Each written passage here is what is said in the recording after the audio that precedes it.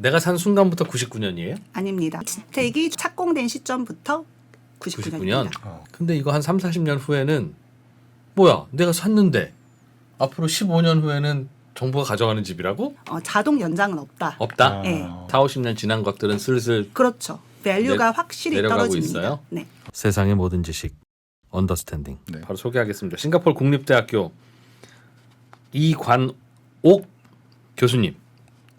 어서 오십시오. 안녕하세요. 안녕하세요. 안녕하세요. 네. 네, 한국 사람인지 싱가포리언인지 헷갈리실 텐데 이름도 좀 리콴유랑 비슷해서 아. 네, 제가 좀 이제 리콴유하고 관련이 있냐는 질문도 받았는데 있고 싶은데 없습니다. 한국 사람이고요. 그러시군요. 네. 예. 싱가포르에서 그럼 학생들 가르치시고 연구하시고 한국에는 별로 자주 안 오시는데 우연히 오셨다가 납치당한 거죠, 그러니까. 그렇게 말씀을 드리겠습니다. 사실 자주 오는 편이긴 자주 하지만 오세요? 네, 네. 네. 우리나라 국민들이 싱가포르 주택 정책에 대해서 관심이 많습니다. 왜 많은지는 아시죠? 뭐 정치 쪽에서도 얘기가 많이 나오는 걸로 알고 있고 또 대통령께서 얼마 전에 싱가포르 오셨다가 또 언급도 하시고 그런 걸로 알고 있습니다. 그래서 이 나라 사람들은 다 자기 집이 있어. 그리고 비싸지도 않아.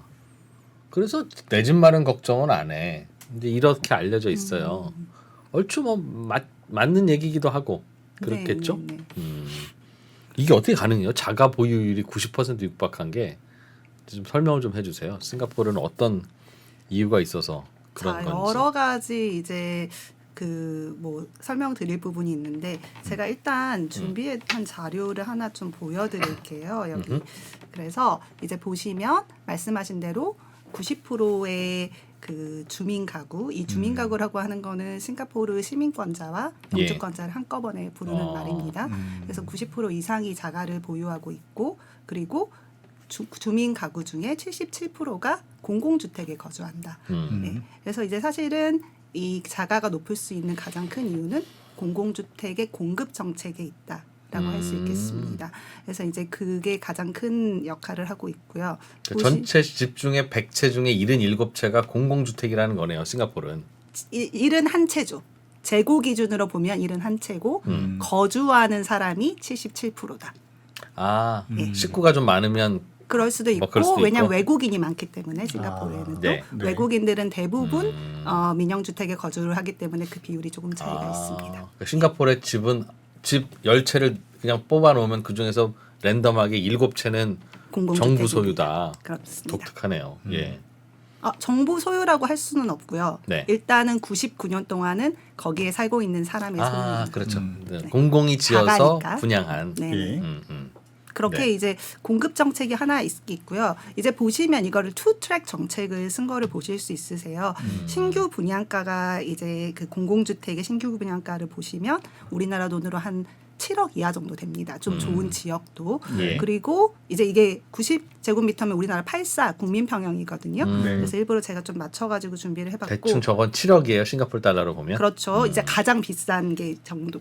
예. 더 이제 지역이 조금 안 좋은 경우에는 4억. 4억. 이 될 수도 있고 그렇게 이제 지역에 따라서 편차가 조금 있고요. 이거를 근데 이제 민영주택으로 생각을 해본다 싱가포르에. 예. 네. 그랬을 경우 아까 30%는 민영주택이 있으니까 네. 그 경우에는 거의 이제 우리나라 강남 집값 20억이 넘는 그런 정도의 금액이다라고 보시면 될 것 같아요. 그래서 투 트랙으로 갔다. 하나의 그런 아주 자율적인 그런 고가 맨션 시장이 있지만 또 네. 하나의 굉장히 밑을 중간과 밑을 떠받치는 공공주택의 시장이 있고 그것을 정부가 강력하게 정책적으로 공급을 하고 그리고 거기를 어포더블하게 만들었다라고 보시면 될 것 같습니다. 저 정부가 간섭하지 않는 민영주택은 국민주택 기준으로 제일 비싼 게 우리 돈으로 한 20억 정도 좀 넘는 거예요? 아니요, 제일 비싼 게 아니고 지금 이것은 84 그 90제곱미터 기준으로 20억인 그러니까 거고요. 그 정도 사이즈에서는 제일 20 아닙니다. 더 비싼 것도 있는데 그죠? 이건 지금 제가 일반 콘도라고 했잖아요. 대충 우리나라 서울 아파트 평균 그런 네, 느낌으로. 이제 이게 만약에 오차드 로드라든지 좋은 지역 그리고 네. 하이엔드로 짓는 또 고급, 고급. 콘도로 천장은 가면 높고 막 그러면. 예, 그러면 이제 같은 평수여도 30억이 넘어갈 수 있죠. 똑같구나, 충분히. 우리랑. 그렇습니다. 우리는 교수님 저 정도 평형으로요. 최근에 70억도 거래됐어요. 그럴 수 있죠. 한강 뷰 예, 있고 이런데. 뭐 하여튼. 예. 맞습니다. 싱가포르도 뭐 센토사 싱가포르도? 섬이라든지 그래요? 오차드 로드라든지 그런 평수에 이제 아주 고급 콘도는 그런 그래서 제가 것도 일반 있는데. 콘도라는 말을 넣은 게 그래서 알겠습니다. 그렇습니다. 네. 대충 그럼 우리는 서울의 국민주택형 아파트 느낌이라면 우리랑 비슷하거나 뭐 조금 뭐 비싼가? 뭐 그런 느낌이 드네요. 네.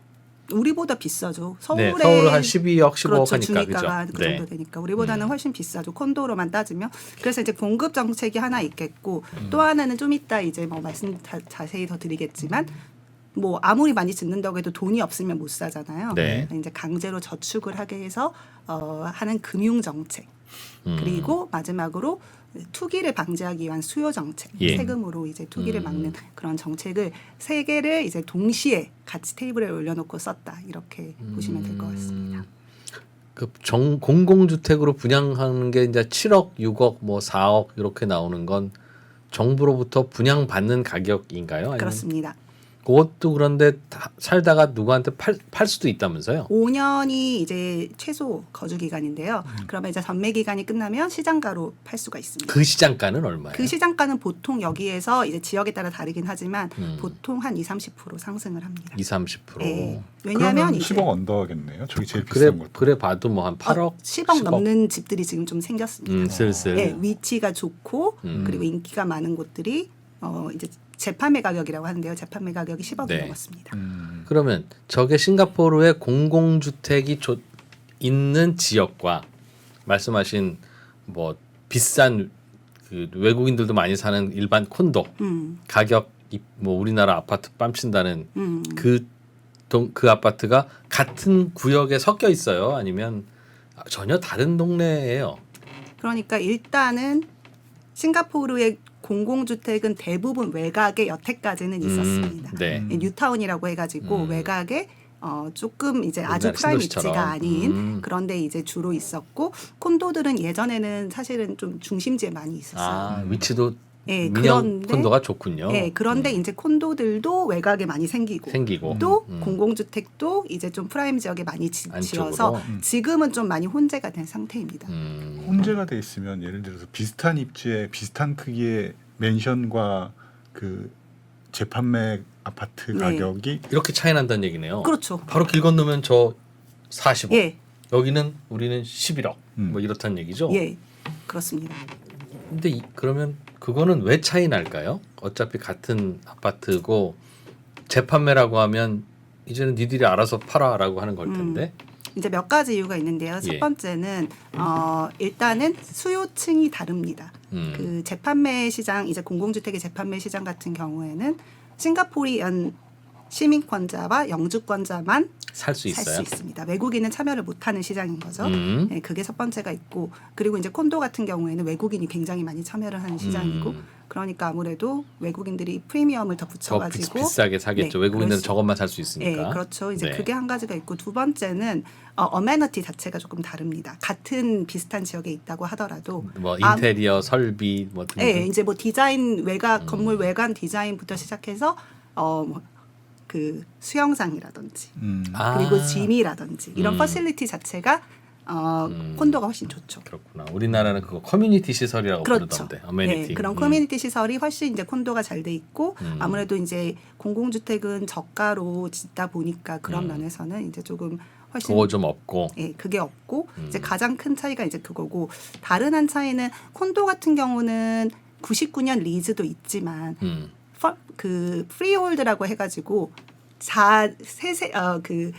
자녀들에게 물려줄 수 있고 세습을 할 수 있는 상속, 그런 프리홀드. 예. 아까 10%의 땅을 정부가 가지고 10%의 땅은 개인이 소유하고 있잖아요. 네네네. 싱가포르도 거기에 속하는 콘도들이 또 있습니다. 아, 그럼 그거는 거기에 또 프리미엄이 붙습니다. 거기는 계속 대대손손 상속할 수 있고 있습니다. 정부 HDB 주택은 무조건 99년이고. 네, 이제 그런 차이가 있고 그리고 같은 99년이라고 이제 콘도들도 99년이 많거든요. 요즘엔. 네. 근데 99년이라고 하더라도 콘도는 자기들이 재건축을 할 수가 있어요. 99년 안쪽에는 예, 그러니까 자기들이 그거를 근데 한국과는 재건축 방식이 다른 게 재건축을 한다는 게 팝니다. 전체 그 단지를 디벨로퍼한테 아 그런 식으로 이제 싱가포르는 그래 우리도 재건축을 그랬으면 하는데 좋겠어. 그냥 예. 재건축 조합이라고 해서 그 주민들끼리 모여서 뭐 싸우지 말고 맞습니다. 그냥 대충 그게 어느 정도 가치 있는지 알잖아요. 그걸 그냥 삼성한테 팔든 SK한테 팔든 팔면 알아서 거기서 설계하고 그다음부터 잡음 없잖아. 뭐 중간에 공사비가 올라간다는 등 뭐 우리는 끝까지 가니까 아주 끝까지 잡음이지.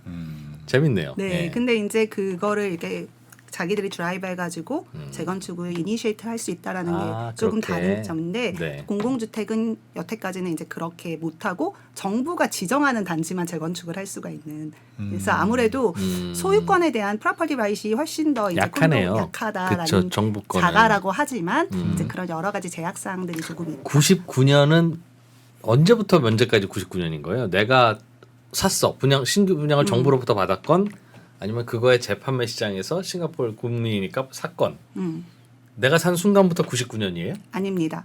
이 주택이 준공된 시점부터 착공된 시점부터 99년입니다. 주택에 가는 겁니다. 그 나이는 산 사람에 그러면 대해서 지금이야 가는 게 큰 아니라. 문제는 없겠는데 지금이야 뭐 싱가포르도 나이 많아봐야 한 4, 50년짜리 아파트일 테니까 근데 이거 한 3, 40년 후에는 뭐야 내가 샀는데 앞으로 15년 후에는 정부가 가져가는 집이라고? 그럼 그 문제 어떻게 해결해요? 그거는? 그래서 이게 지금 이제 저희가 리서치를 보면은 이 99년에 수렴할수록 주택 가격이 0에 수렴합니다. 당연히 그렇게 되겠죠? 네, 이제 당연히 남은 기간이 없으니까 사용을 할 수 있는 그 포텐셜이 훨씬 줄어드는 거잖아요. 네. 그래서 이제 이게 사실 싱가포르 정부도 조금 이제 관심을 가지고 지금 들여다본 부분이고 그리고 국민들도 관심이 많은데 결국은 이제 확실하게 얘기를 했죠. 자동 연장은 없다. 없다? 네.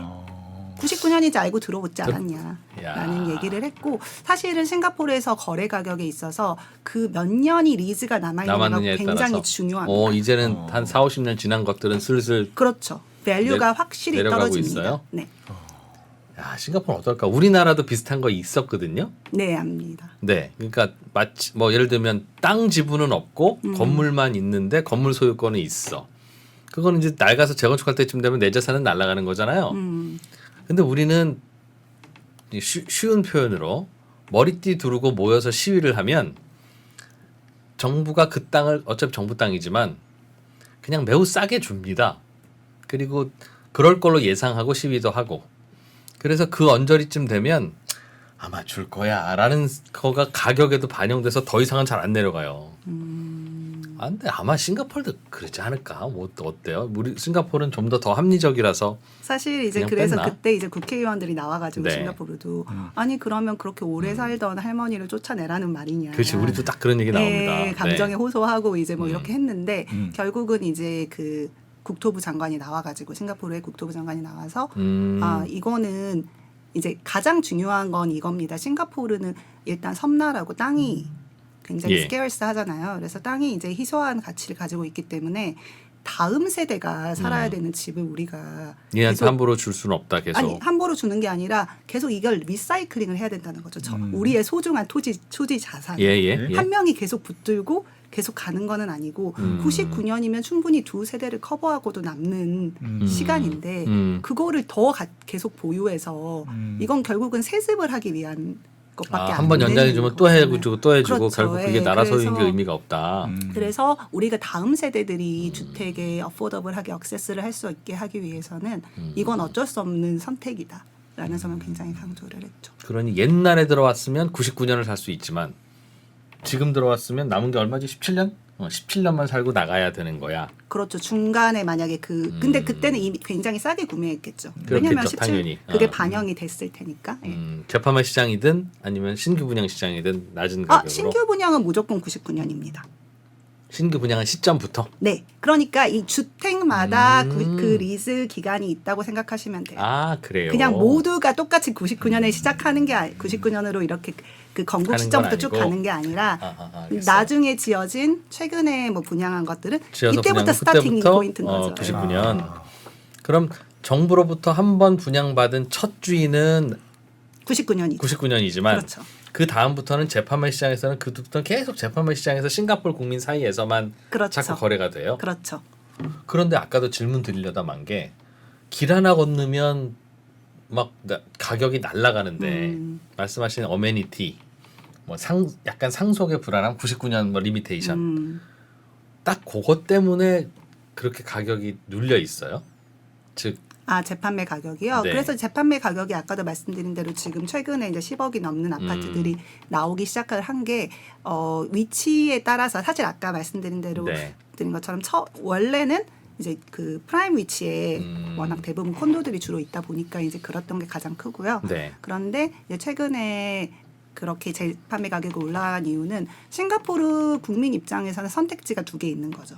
재판매 시장으로 가도 되고 그리고 콘도 시장으로 가도 되죠. 외국인들하고 경쟁하는 네, 자기가 돈이 많고 돈이 많으면 여유가 있으면 콘도 시장으로 하는 거고 가는 거고 아니면 재판매 시장으로 가는 건데 왔다 갔다 합니다. 싱가포르 사람들이 여기서 자기들이 더 유리한 선택으로 왔다 갔다 하는 게 당연히 있고요. 네. 그런데 이제 뭐 투자를 생각한다든지 뭐 이렇게 앞으로의 뭐 잠재 투자 가치 이런 거를 생각해서 이제 콘도 시장으로 오는 사람들도 많고 근데 최근에는 합리적으로 생각을 했을 때 지금 딱 기자님께서 말씀하신 것처럼 굳이 왜 내가 이렇게 훨씬 더 많은 돈을 주고 콘도를 사야 하지? 라는 생각에 또 재판매 시장으로 많이 흘러들어간 거예요. 그래서 재판매 가격이 또 올라가기도 하고. 네, 그렇습니다. 그래, 뭐 어메니티 좀 없어도 인테리어 해놓고 살면 그 정도 가격은 아닐 텐데. 근데 그게 그렇게 차이가 저는 왜 그런 질문을 아까 드렸냐면은 제 강남권에 왜 보금자리 주택이라고 이제 했는데 예를 들어서 LH에서 분양한 거는 되게 싸게 분양하고 그 민영 주택은 조금 비싸게 분양했는데 결과적으로 그게 이제 청약만 받으면 민영 주택은 한 예를 들어서 뭐 30억 하면 요 LH가 분양한 주택도 뭐 20한 5, 6억 정도까지 따라가거든요 우리나라에서는. 근데 저기는 근데 그렇게 안 된다는 거잖아요. 근데 이제 제가 지금 보여드린 이 아까 숫자 같은 경우는 신규 분양이랑 일반 콘도의 그 가격을 분양했지만 아까 비교했지만 아까 재판매 가격은 좀 올라가니까 이렇게 3배까지는 차이 안 나는 거예요. 보통 한 2배 정도. 네, 그렇습니다. 그러니까 이제 거기서 콘도는 약간 희소재라고 생각하시면 될 것 같아요. 그 희소재에 자기가 얼마만큼의 프리미엄을 지불할 것이냐. 그렇죠. 우리가 이제 생각해 보시면 강남 아파트랑 강북 아파트 오히려 어메너티 그 커뮤니티 시설은 강북이 더 좋을 수도 있어요. 신규 아파트. 그럼요. 하지만 강남 아파트에 더 많은 프리미엄을 지불하는 이유는 희소재이기 때문에 그렇잖아요. 그렇게 이해하시면 될 것 같습니다. 저는 궁금한 게요. 결국은 그러면 저 HDB에서 준 재판매 시장에서 거래되는 아파트 값 이게 싱가포르의 집값인 것 같은데 결국은 그죠? 외국인들도 살 수 있는 민영주택 일반 콘도도 있지만 재판매 시장에 나오는 정부가 지어서 첫사람한테는 분양하고 그 다음부터는 민간 싱가포르 국민들끼리 알아서 거래하는 그게 우리나라 아파트 시장이 그러니까 알아서 그렇죠. 거래하니까 저게 싱가포르 집값일 것 같은데 저건 왜 안 오를까? 잘 안 오르는 게 어떻게 저렇게 싱가포르 국민들의 소득 수준을 생각할 때 그래도 10억이면 싼 것 같은데요. 싱가포르에 있는 집이니까 아닌가요? 되게 외곽에 있는 집들이라 그래요. 근데 저 정도면 우리나라는 야 저 정도면 집값 잡았다. 정부 정책 덕분에 집값이 안정됐네라고 말할 수 있는 수준일 것 같거든요. 네. 10억, 11억, 12억 이 정도라면. 근데 저게 어떻게 가능하지? 그러니까 싱가포르 국민들의 소득 수준이나 이런 눈높이가 높을 텐데 그게 궁금합니다. 그러니까 즉 야 정부가 준 거니까라고 하지만 정부가 준 건 처음에만 준 거고 그 다음부터는 민간들이 알아서 얘한테 팔고 얘한테 팔고 하면서 가격도 올라간다고 말씀 주셨는데 왜 싱가포르 정도의 소득 수준이거나 그러면 막 더 치솟을 것 같은데 더 비싼 거는 저쪽 민영주택 저 상위 10% 정도 되는 저 고급 주택이 있으니 그쪽으로 가니까 우리나라도 뭐 서울에 있는 빌라는 안 비싸잖아요. 그거랑 비슷한 건가요? 네, 그렇게 생각하시면 될 것 같아요. 제가 한 가지 좀 보여드리고 싶은 게 그 이제 싱가포르 같은 경우는 이렇게 주거 사다리를 굉장히 촘촘하게 해놓습니다. 그래서 이제 공공주택을 제가 금방 말씀드린 게 HDB의 자가주택이 있고 그다음에 이제 임대도 있습니다. 굉장한 극빈층을 위한 임대도 당연히 있고요. 그리고 이제 민영주택이 있고 임대주택이 있죠. 또 민간도. 그리고 거기에 샌드위치 계층용이라고 해서 에그제큐티브 컨도미니엄이라고 또 중간에 거친 게 또 하나 있습니다. 이렇게 다양하게 해놓는 이유는 뭐냐면 본인들의 입맛대로 자기들이 생각하는 소득 그리고 뭐 앞으로 투자 가치, 그리고 위치, 뭐 여러 가지를 고려해서 수요를 좀 분산시키려는 겁니다. 그래서 이게 뭐냐면 지금 말씀하신 그런 현상이 일어나려면 쏠림이 어느 한쪽으로 가가지고 수요가 그래서 거기에 싱가포르 사람들끼리 계속 경쟁하면서 막 가격을 올리면 그렇게 될 텐데 강남 집값처럼 이제 이게 이렇게 좀 분산이 되는 거예요. 수요가 말씀하신 대로 정말 부자인 싱가포르인들은 민간 시장으로 가는 거고 나머지는 자기들끼리 중산층이나 좀 저소득층끼리 거래를 사고 팔고 하는 거잖아요. 우리로 치면 맨 오른쪽에 있는 초록색 민영주택은 뭐 강남 3구와 용산, 그렇죠. 가운데쯤 있는 거는 마용성, 맨 파란색으로 쓴 거가 이제 뭐 그걸 제외한 다른 동네나 뭐 아니면 뭐 아파트 아닌 뭐 빌라 다세대 이런 거라고 보면 우리나라도 대충 저 파란색 쪽에 들어있는 집값은 안 비싸니까 어포더블 하니까 결국은 똑같은 일이 벌어지고 있는 거라는 거죠. 그러니까 서울이나 싱가포르나. 근데 저는 이렇게 봐야 된다고 생각해요. 어느 나라의 국가의 그 주택 정책을 평가할 때 가장 상위층의 어떤 얼마나 많은 사람들이 얼마나 좋은 주택에 사느냐는 별로 그렇게 전 중요하지 않다고 봅니다. 제일 중요한 건 이 낮은 자리에 하층이 얼마나 두텁고 얼마나 품질이 좋은 주택을 공급하느냐가 문제라고 생각을 하는데 싱가포르는 공공임대주택, 자가주택도 전부 아파트로 되어 있고 당연히 콘도에 비해서는 그런 커뮤니티 시설이 아주 우수하진 않지만 그래도 자기들 그 단지 내에 푸드코트라든지 유치원부터 시작해서 모든 것들이 다 갖춰져 있습니다. 그게 아주 고급이 아닌 것뿐이지요. 그래서 저는 그걸 저희가 초점을 맞춰서 봐야 된다고 생각해요. 어디를 저희가 보고 그 나라의 주택 정책이 잘 흘러가고 있다고 평가를 할 것인지는 결국은 아랫부분을 봐야 된다. 그리고 싱가포르는 의도적으로 이 아래층을 굉장히 두텁게 했다. 왜냐하면 70%의 국민이 여기 사는데 말씀하신 대로 싱가포르 중산층이 굉장히 소득이 높잖아요. 그러다 보니까 당연히 이 사람들도 눈이 높으니까 지금 예전에 옛날에 지었던 공공주택에 비해서 훨씬 품질도 좋고 아무래도 훨씬 커뮤니티 시설도 좋아지고 근데 이제 분양가는 정부가 계속 누르고 있으니까 그렇게 많이는 올라가지 않은 그런 상태이고요. 그래서 제가 생각했을 때는 요 지금 이 세그먼트를 이렇게 잘게 많이 나눠놓은 그런 부분하고 그 다음에 아래층을 두텁게 했다. 이 부분을 좀 강조드리고 싶습니다. 그럼 싱가포르는 저 가운데 있는 속칭 싱가포르의 마용성 이시 맨 오른쪽에 있는 싱가포르의 강남 용산 저 동네 집값은 많이 오르고 있을 텐데 그거 가지고 뭐 자고 나면 억이 올랐네 뭐 서민 가슴은 찢어져 이런 여론은 없어요? 저 위화감이네 왜 저기만 올라 저 집값 잡아라 그런 정치적인 압력이나 요구는 없습니까? 정치적인 압력이라기보다는 당연히 이제 그 민영주택에는 이제 그 외국인들이 많이 거주를 하고 이제 상류층이 거주를 하다 보니까 그 이 집값이 너무 많이 올라가면 조금 정치권에서 부담을 느끼기는 하죠. 특별히 압력이 없어도 부담을 위화감 느껴지니까요. 국민들은. 위화감도 느낄 수 있고 그리고 아까도 말씀드린 대로 그 싱가포르안 입장에서는 이 세 군데를 왔다 갔다 할 수 있잖아요. 제가 싱가포르인이면 자가주택을 사도 되고 EC를 사도 되고 민간 주택을 사도 되잖아요. 그러니까 결국은 여기가 올라가면 여기도 올라가는 겁니다. 그렇겠죠. 같이 당연히. 가요. 동조화가 되거든요.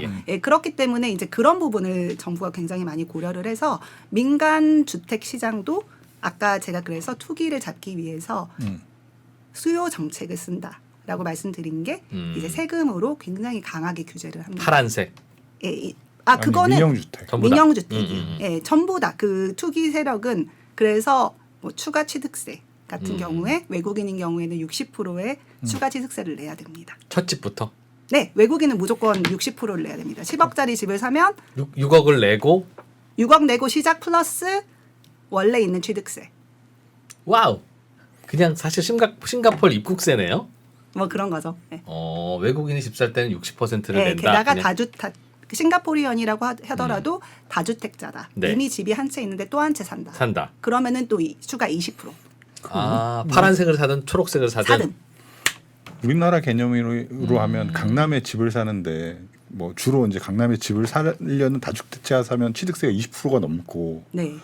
외국인이 강남에 살려고 그러면 60%가 넘고 이런 거잖아요. 그런 거네요. 그런 거죠. 그런 거네요. 그럼 네. 엄청 강한 규제가 적용되고 있는 거 아닌가요? 맞습니다. 그래서 사실 이제 이 규제는 뭐 옛날부터 있었던 건 아니고 집값이 이렇게 쭉 오르면서 정부가 대책으로 추가로 생긴 거예요. 추가로 생긴 그럼 저기도 똘똘한 한 채 찾겠네요. 특히 싱가포르 사람들은 그렇죠. 두 채째부터는 20%를 내고 해야 되니까 네.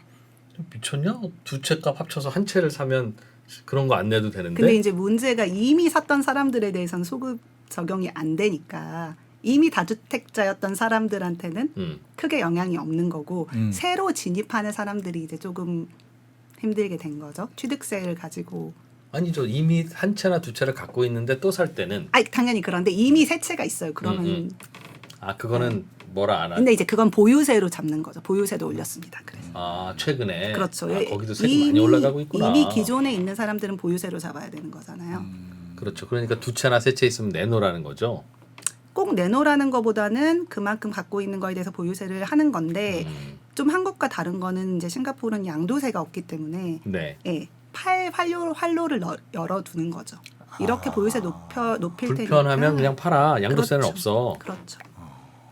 그걸 허용하나 보죠. 국민 정서가. 저희 같은 경우에는 두 채 세 채 샀다가 시대 차익 많이 보고 그냥 팔면 용서할 수 없는 그런 압력을 받을 텐데 싱가포르에서는 그냥 그냥 이득 보고 팔아. 이런 이게 건가요?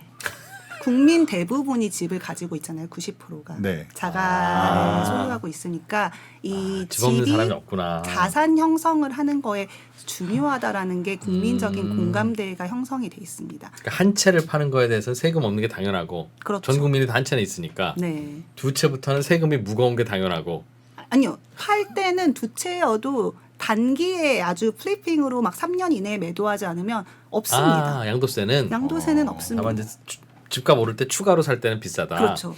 우리나라 취득세도 집값 오르기 시작한 몇 년 전부터는 그렇게 비싸게 매기고 있는데 그게 이제 좀 싱가포르의 비슷하네요. 정책을 벤치마킹을 한 겁니다. 한국에서. 싱가포르는 보유세가 어느 정도예요, 참?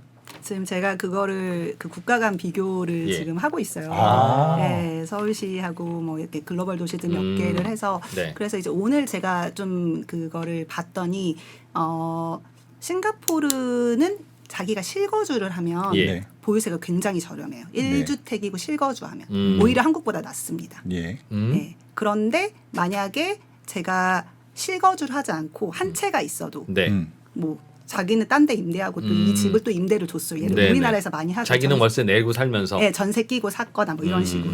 그러면 확 올라갑니다. 보유세. 보유세가 네. 그래서 실거주를 오. 하냐 안 하느냐가 주택을 몇 개 갖고 있느냐보다 훨씬 중요해요. 아. 우리나라는 종부세가 네. 주택 개수에 따라서 결정이 되잖아요. 네. 근데 싱가포르는 거주를 하는 것과 거주 유무. 예, 요즘 거주 우리나라 유무. 조세 트렌드도 그건데 거주 안 하고 있으면 지금 제가 보기에는 싱가포르의 그 보유세를 굉장히 벤치마킹 하고 있는 것으로 네, 알고 있습니다. 그걸 차이를 두는 정책적 취지는 뭐예요? 실거주를 하는 사람은 그 집을 투자재로 보는 게 아니잖아요. 자기는 소비를 하는 겁니다. 하우징 서비스를.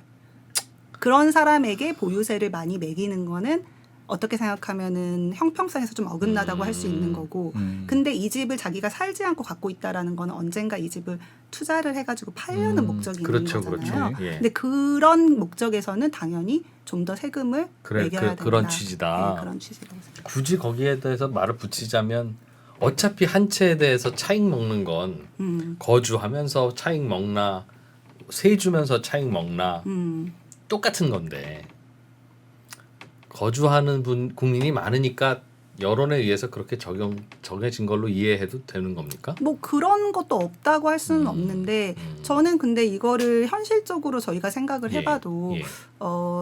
실거주와 비실거주를 나눠서 하는 게 저는 비실거주를 하는 거는 아무리 자기가 한 채를 갖고 있다고 하더라도 이 주택이 너무 투자재의 성격이라는 게 분명하잖아요. 안 팔고 싶다. 한 채 갖고 있는데 끝까지 안 팔고 세를 준다고요? 그러니까 한 채를 갖고 있다는 건 예. 세를 주든 거주를 하든. 근데 세로 줬다는 거는 자기가 실제로 사용을 안 하니까 언젠가 팔겠다는 얘기죠. 그렇죠. 저는 그렇게 생각을 해서 그러면은 과세를 좀 다르게 하는 게 형평성이 있지 않냐라고 보는 겁니다. 그 차이가 많이 납니까? 네, 굉장히 많이 납니다. 싱가포르 같은 경우에는. 보유세의 차이가. 네, 보유세 차이가 실거주와 비실거주. 그러니까 우리나라에서 또 법인으로 구매하는 경우도 많잖아요. 예, 그거는 그것도 보유세 이제- 높죠. 예, 그것도 같이 해당되는 거거든요. 싱가포르는. 아. 근데 이제 개인도 그렇게 할 수 있으니까 그 최근에 그런 비실거주에 대한 보유세를 많이 올렸습니다. 싱가포르에서. 보통 싱가포르 국민들은 공공주택 분양받거나 아니면 재판매 시장에서 사서 보통 어느 정도 보유하고 있다가 파는 게 일반적이에요. 우리는 뭐 한 10년 안 되는 것 같은데. 한뭐 5, 6년이었던 5, 6년, 7, 8년 그 정도 되나요? 저희 그 주변에서 보면 비슷한 것 같아요. 그죠, 한 그렇겠죠. 5년 왜냐하면 5년이 이제 전매 기한이 5년 이상은 해야 5년이니까 되니까. 무조건 살아야 되니까 5년에서 10년에 많이 이제 좀 특히 젊은 사람들 같은 경우에는 또 옮기고 싶겠지. 좀 큰 평수로 좀 옮기고 싶으면 그렇게 하고 음. 뭐 아니면은 이제 10년 지금 이제 제가 보여드린 아까 요 보여드린 그 공공주택에 보면 저희가 이제 지금 공공주택에서도 세 개로 나눴습니다. 세그먼트를 아. 스탠다드 플러스 프라임 해가지고 플러스나 프라임 같은 경우는 좀 좋은 지역이에요. 아까 원래는 콘도가 많던 그런 시내 이런 데다가 우리도 공공주택을 짓겠다라고 한 거예요. 네. 왜냐하면 이제 싱가포르도 국민들이 잘 살다 보니까 왜 공공주택은 그런 외곽에만 거 없냐? 있어? 어. 라는 이제 불만이 나와서 그래서 이제 이렇게 좀 좋은 지역 같은 경우는 전매 기한이 10년으로 늘어납니다. 10년은 살아야 돼. 모든 거를 다 좋게 해주진 않는다. 그래서 페널티를 같이 부과를 합니다. 왜냐하면 그렇게 안 하면 다 여기에 몰려서 또 로또가 되는 거잖아요. 여기가. 그래서 요 프라임이나 플러스에 가는 경우는 전매 기한도 길어지고 그리고 또 이 그 자기가 이제 집을 팔 때 어느 정도 환수를 양도도 하고. 예, 국가가 환수를 합니다. 그런데 스탠다드 양도세도 외곽에 내고. 있는 그런 데는 없습니다. 그런 제한이. 그런 게. 그러니까 골라서 좀 선택해라. 수요를 분산을 시키겠다라는 정책인 거죠. 네. 비거주는 어느 정도 비싸요? 보유세가?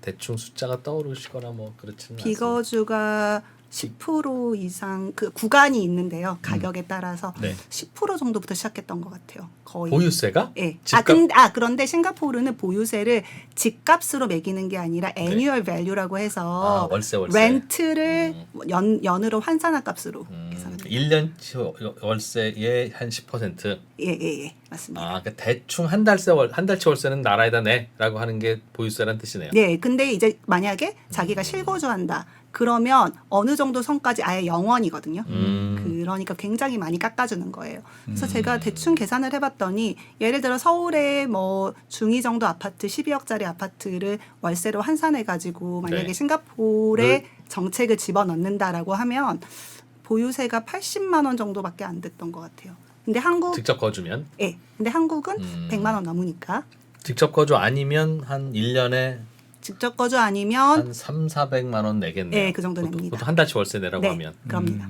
맞습니다. 그래서 지금- 차이가 많이 난다. 지금 그래서 그걸 좀 올려서 효과를 좀 봤나요?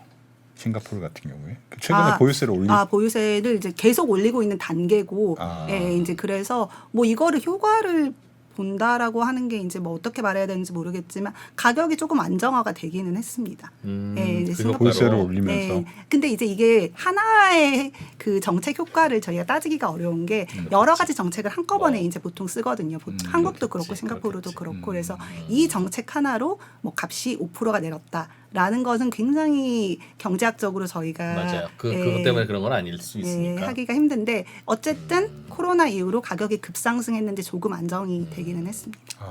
근데 보유세는 뭔가 그 개념이 약간 부담을 줌으로써 이러지 마 내지는 팔아라고 하는 압력을 넣기 위한 취지의 세금으로 이해가 되는데 서울에 그 어떤 아파트도 한 달치 월세만 내면 보유세 끝이라고 하면 비거주일 때 그러니까 아무 문제 없을 것 같은데요? 보유세 가지고 부담 가는 아니죠. 건 지금 없을 것 제가 같은데. 한 달 월세라는 건 좀 낮은 구간인데 값이 올라가면 이게 막 30%막 이렇게 올라갑니다.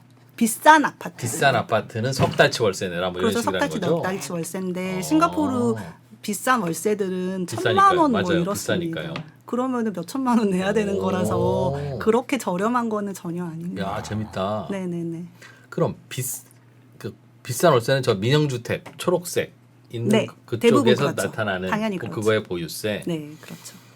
그러면 그게 임차료의 전가가 됩니까? 그 석 달치 월세 보유세가? 예, 그래서 저희가 이제 그 사실 싱가포르에서 우려했던 부분도 이제 예, 그 부분을 좀 그거겠죠. 우려를 했는데 사실 싱가포르는 국민들은 대부분 자가잖아요. 그렇죠. 그러니까 그 임차에 좀 전이가 되는 게 그렇게 큰 부담은 아닌 겁니다. 뭐 전이가 되든 안 되든. 예, 근데 좀 전이 됐어요. 그래서 음. 월세 뭐 이것 때문이라고만 또 다시 말씀드리지만 이것 때문이라고만 말씀드리긴 힘들지만 네. 월세가 많이 올랐습니다. 코로나 이후에. 그래서 거의 한 월세가 코로나 전에 비해서 50% 이상 월세가 올랐어요.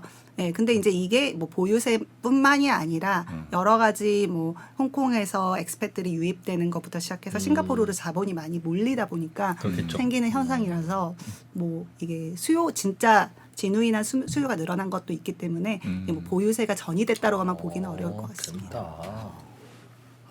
그렇게 해서 궁금한 거 없어요? 제대로 된 전문가 모셔왔죠, 내가.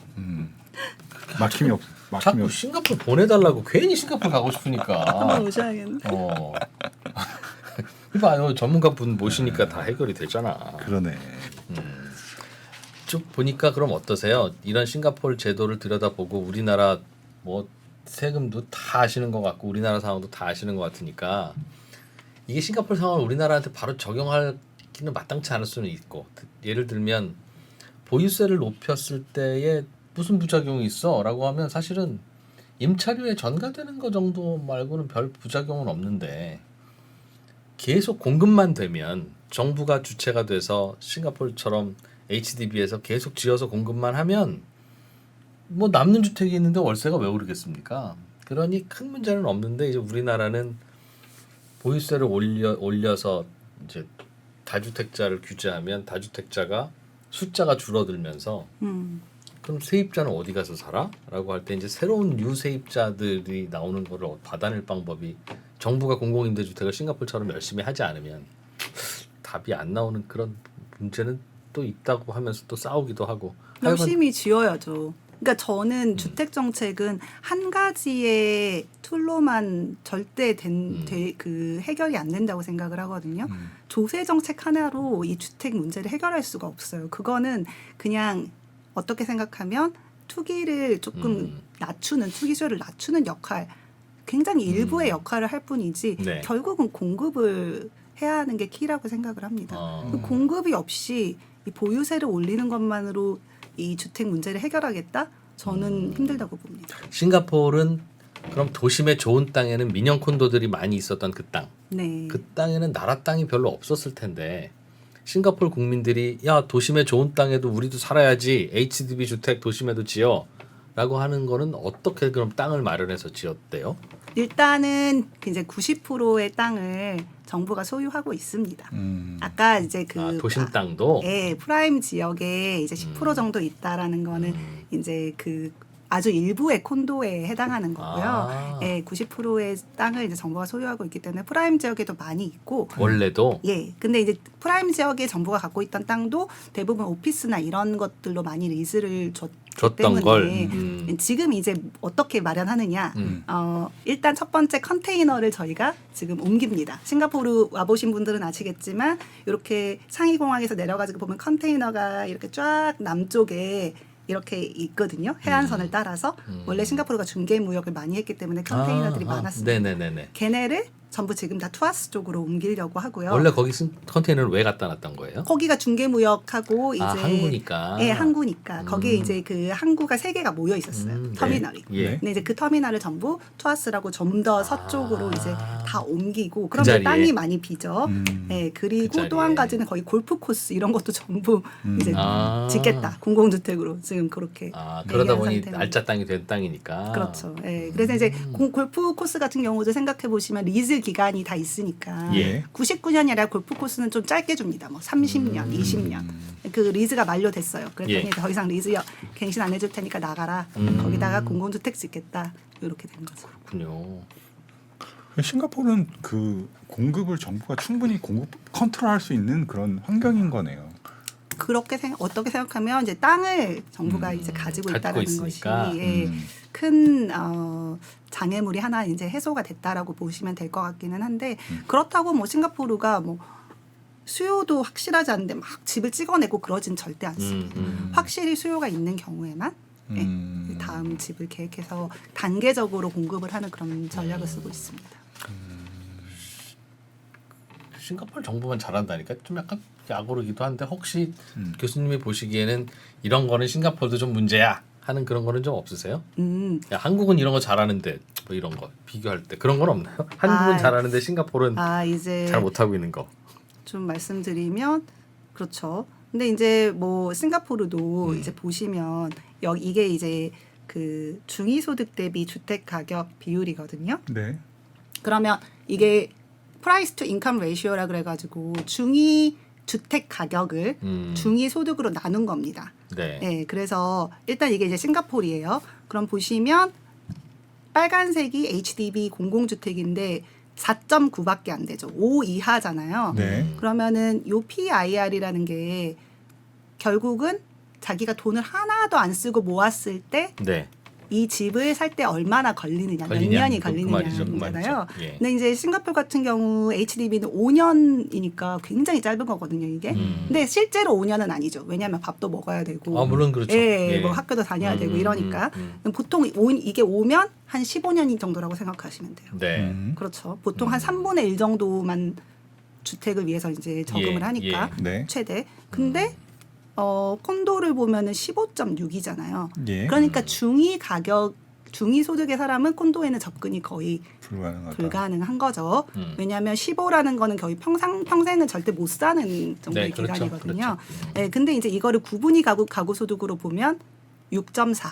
그러니까 아까 상위의 이제 80% 정도의 네. 소득을 가지고 있는 싱가포르 사람이 콘도를 산다 그러면 한 6년, 7년치 연봉이면 그러니까 되니까. 그렇게 나쁘진 않은 건데 이게 이제 어떻게 생각하면 그러면 주택을 양분해서 형평성에 어긋나고 가난한 사람과 부자를 가르는 거 아니냐 이렇게 생각할 수 있는 뭐 시각이 있긴 있죠. 그리고 실제로 싱가포르의 소득 그 지니 코에피션트라고 하는데 인컴 이퀄리티가 사실 굉장히 높긴 합니다. 다른 우리나라에 비해서도 높습니다. 그래서 싱가포르가 잘 살긴 하지만 빈부격차가 꽤 큰 편이죠.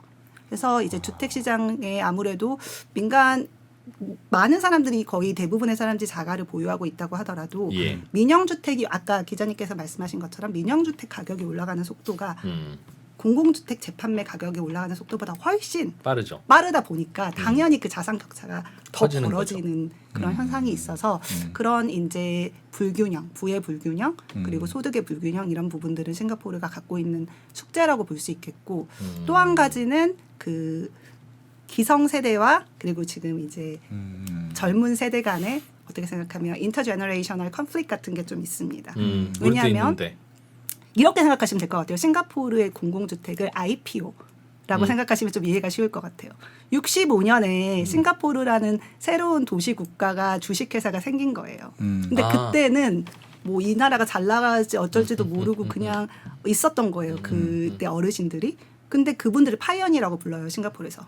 그래서 그 파이어니들은 자기들이 어떨 줄 모르겠는데 그 집을 그러니까 그 배당으로 받은 거예요. IPO에서. 그렇죠. 그런데 공모주로 받은 거네. 네, 공모주로 받았는데 이름으로. 대박이 터진 거예요. 이 주식회사가 싱가포르가. 그렇지. 네, 그래서 집값이 막 완전 쭉쭉 올라간 겁니다. 그래서 이제 그거를 그 이익분을 약간 자기의 배당으로 어떻게 생각하면 받는 건데 그만큼 자기들이 열심히 일을 해가지고 이제 그렇게 된 거죠. 경제 성장이.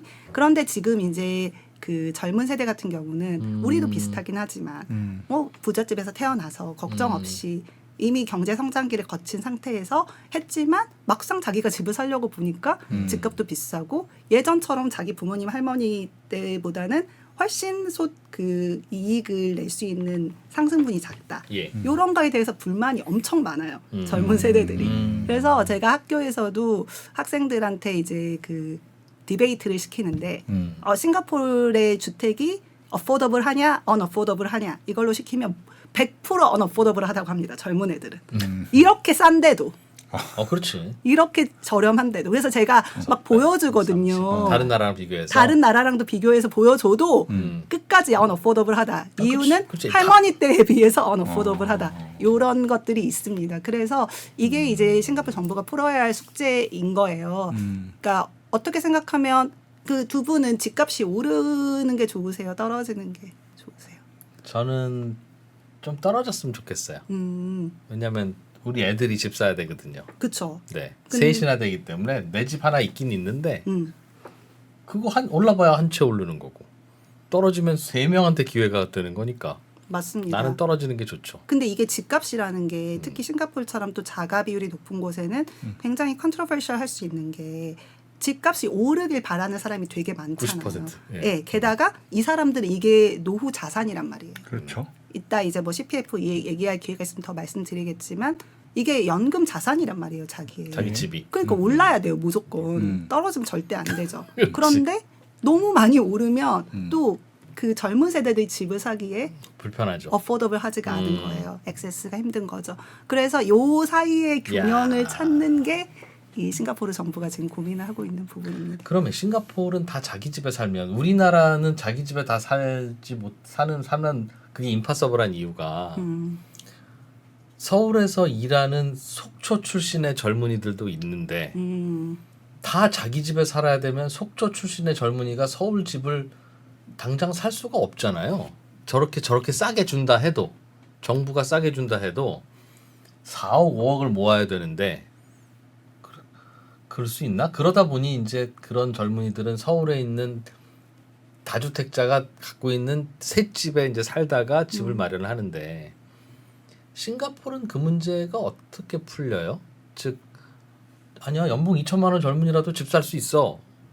아니면 싱가포르는 나라가 조금해서 그 싱가포르의 속초에서 싱가포르의 서울까지 한 자동차로 40분이면 돼. 맞긴 합니다. 그냥 자기 집에서 살아 다.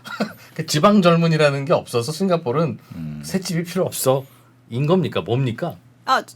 후자예요? 예, 그것도 맞긴 합니다. 첫 번째로. 왜냐하면 1시간 넘어가면 말레이시아입니다. 예, 차 타고 1시간 넘어가면 말레이시아라서. 근데 이제 끝에서 끝까지는 또 싱가포르도 멀죠. 뭐 특히 이제 차가 없고 지하철을 탄다. 이러면은 뭐 1시간 넘게 걸리거든요. 네. 예. 그래서 또 뭐 제 학생들한테 물어보면 자기는 이스트에서 원래 뭐 있기 때문에 직장이 웨스트에는 절대 못 산다. 또 싱가포르도 나름 이스트가 조금 더 프리미엄이 있어요. 그래요? 웨스트보다. 또 그런 게 있어가지고 센트럴이 제일 좋긴 하지만. 네, 그래서 이제 이스트에서 있어서 이제 웨스트하고 좀 멀다 멀지, 이런 게 멀지. 있는데 대부분 아까 그 분양을 하잖아요. 네. 예. 그 정부에서 공공주택을 그 분양을 한 지역만 하는 게 아니라 좀 다양하게 하죠. 합니다. 예, 그래서 자기가 원하는 지역에 추첨을 넣어볼 수 있는 그런 게 있고 그리고 어쨌든 가격이 조금 이제 어포더블 하다 보니까 네, 네. 예, 자기가 그래서 이제 거기에 계속 떨어지는 애들이 있어요. 자기가 원하는 지역만 넣어가지고 그러면 또 여러 번 떨어지면 좀 더 확률을 높일 수 있는 네. 이제 뭐 그런 다른 지역으로 가면 예, 아니 같은 다음번에 이제 그 추첨권을 하나 더 더 주는 준다든지 이런 많이 떨어졌으면 많이 떨어졌으니까 이미 아니면 이제 도저히 이건 안 되겠다라면 재판매 시장 아까 좀 거기로 프리미엄 가는 주고 거죠. 사고. 그런데 재판매 시장을 가면 또 정부에서 주는 보조금을 더 많이 받을 수 있거든요. 넌 첫 집도 못 사고 바로 여기로 왔니? 하면서 그렇죠. 좀 더 보조금을 그래서 우리나라 돈으로 2억 5천 정도까지 그 나라에서 보태줘요. 그냥 옛다 하고 집 사는 거면. 그거를 연금 계좌로 넣어주는 겁니다. 보조금을. 근데 소득이 낮을수록 그리고 주택 규모가 작을수록 그러니까 큰 집을 사게 보태주는 게 아니라 제가 뭐 대학을 졸업해가지고 아주 사회초년생이어가지고 제 연금 계좌에 돈이 거의 없어요. 네. 근데 앞으로 돈은 계속 확실한 직업이 있고 네. 그러면 이제 그것들을 다 평가를 해가지고 대출을 받을 수 있잖아요. 그런데 이제 다운 페이먼트는 그럼 어떻게 할 거냐 처음에 이자. 예. 그 다운 페이먼트를 할 수 있는 것을 정부가 보조금으로 도와주는 거죠. 너 이 돈으로 빼서 이자 내라. 아니요. 계약금. 계약금. 다운 계약- 페이먼트니까 계약금. 계약금 내라. 네, 계약금 내라. 그러면 목돈 없어도 집이 만들어지겠네요. 그렇죠. 그죠? 그래서 젊은 친구들이 결혼을 많이 하는 거예요. 결혼을 빨리 해서 집을 장만을 할 수 있는 우리는 거예요. 지금 보증금은 달아가 대주고 월세야 뭐 알아서 벌면 되니까. 모기지를 갚는 모기지 거죠. 월세는 이자니까 맞다. 그렇죠. 월 이자는 그 적정한 수준으로 하면 되는 거니까. 그래서 이제 좀 그래도- 요게 관심 있으실 수 있을 것 같은데 이게 가장 큰 그 싱가포르 주택의 중요한 부분입니다. 연금을 이용해서 네. 집을 살 수 있다. 배워봅시다. 예. 그래서 이제 보시면 싱가포르 연금은 Central Provident Fund라고 해서 CPF라는 거거든요. 근데 이제 이 연금 계좌를 보면 이게 종합 저축 통장이라고 생각하시면 될 것 같아요.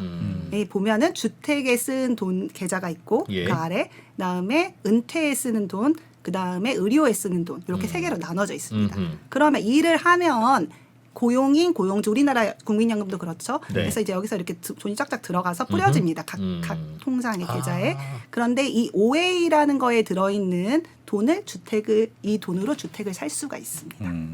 우리로 치면 청약통장이네요. 딱.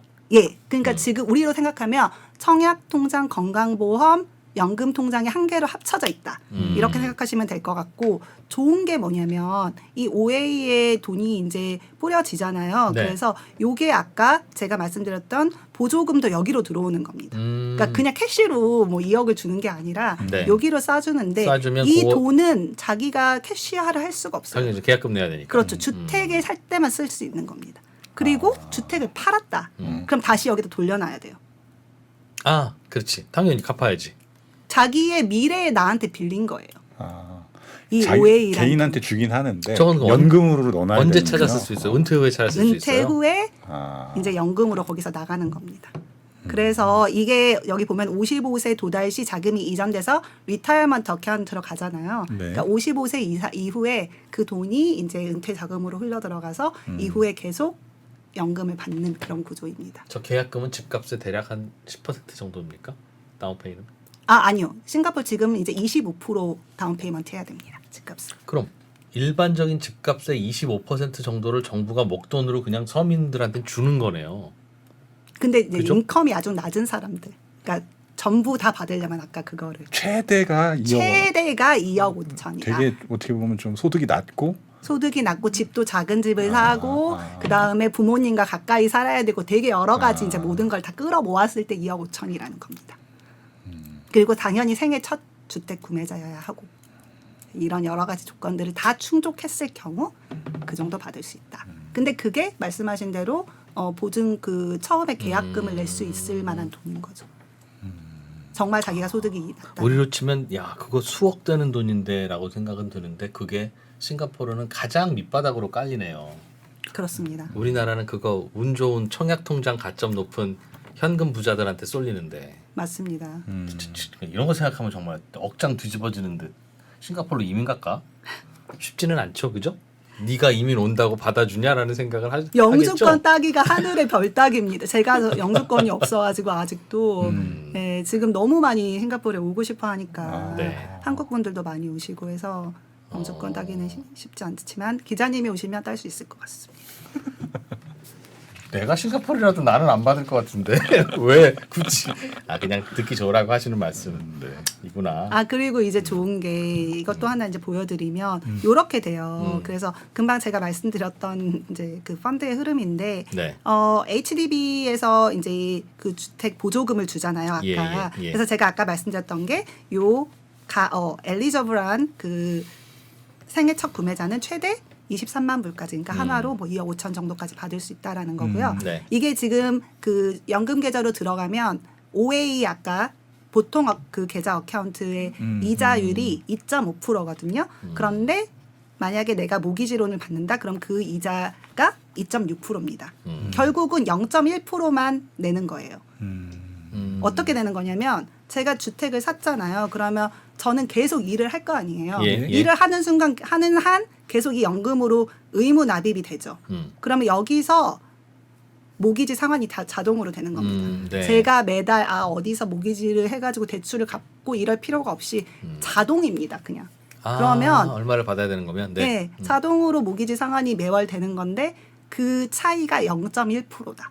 그러니까 굉장히 저리로 모기지를 돈 빌려주는 빌리는 거네요. 거다. 그렇죠.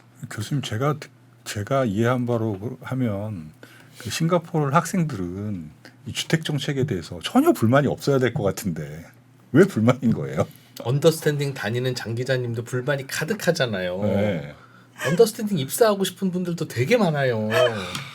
그런 나도 건가? 마찬가지죠. 이 자리에서 이런 거 일을 하면 난 정말 소원이 없겠네 하는 사람이 수천 명이지만 이 프로도 맨날 입이 이렇게 나가지고 어이씨 나의 삶의 질은 왜 이러냐면 이 소리 하고 있잖아요.